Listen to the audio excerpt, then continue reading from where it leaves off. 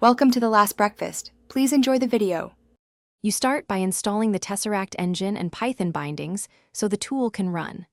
Once done, pip install Tesseract and Pillow so Python can open images and call OCR.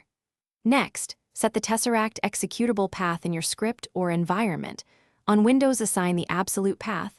On Linux/Mac OS, rely on path.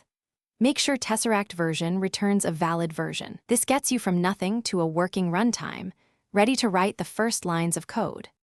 You now load the image using Pillow and prepare it for OCR. Convert to grayscale and scale up small images to improve recognition. Once preprocessed, apply simple thresholding or bilateral filtering to reduce noise, because Tesseract reads cleaner images more accurately. Then call Tesseract. Image to string with an appropriate language and page segmentation mode. For multi-line text, use PSM3. For single blocks, use PSM6. Finally, handle the return string and strip, or normalize whitespace for downstream use. Finish by saving the OCR output to a file or database and add parsing rules to extract structured data like dates or numbers.